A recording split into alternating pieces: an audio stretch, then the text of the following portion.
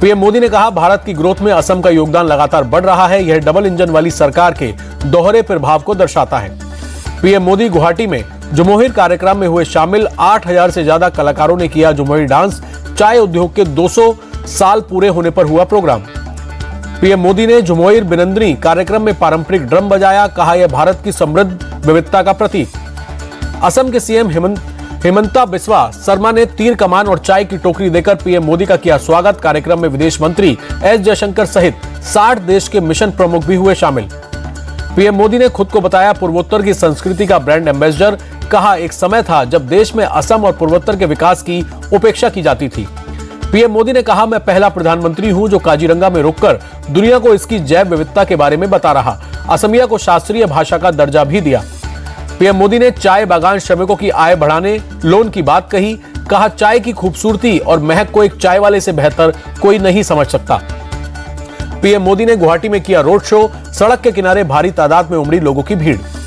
PM Modi ने गुवाहाटी में एक प्रदर्शनी का किया दौरा। सीएम हिमंता बिस्वा शर्मा भी रहे मौजूद। असम से पहले बिहार के भागलपुर में पीएम मोदी का लालू यादव पर डायरेक्ट अटैक। कहा, चारा खाने वाले किसानों के हालात नहीं बदल सकते। नीतीश कुमार को बताया लाडला सीएम। पीएम मोदी के बयान पर आरजेडी सांसद मनोज झा ने दिया जवाब।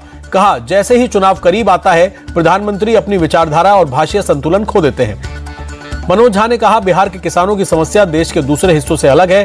पीएम मोदी जमीन पर आएं और बिहार को विशेष राज्य का दर्जा दें। यदि वो ऐसा नहीं करते तो बिहार के प्रति उनकी मंशा साफ होती है। केंद्रीय मंत्री शिवराज सिंह चौहान ने कहा, प्रधानमंत्री मोदी का जो स्वागत भागलपुर में हुआ वो अभूतपूर्व है। शिवराज सिंह चौहान का बयान। बोले, प्रधानमंत्री मोदी के नेतृत्व में बिहार विकास की नई ऊंचाइयां छुएगा। केंद्रीय मंत्री चिराग पासवान का बयान। बोले, जो लोग प्रधानमंत्री के बार बार बिहार आने पर सवाल उठा रहे हैं शायद उन्हें नहीं पता कि इससे पहले भी प्रधानमंत्री बिहार आ चुके हैं। चिराग पासवान ने कहा, किसी भी राज्य के लिए यह सौभाग्य की बात है कि देश का प्रधानमंत्री उस राज्य पर इतना ध्यान दे रहा है। पटना में बीजेपी के राष्ट्रीय अध्यक्ष जेपी नड्डा से नीतीश कुमार ने की मुलाकात। बिहार में एनडीए की रणनीति को लेकर हुई चर्चा।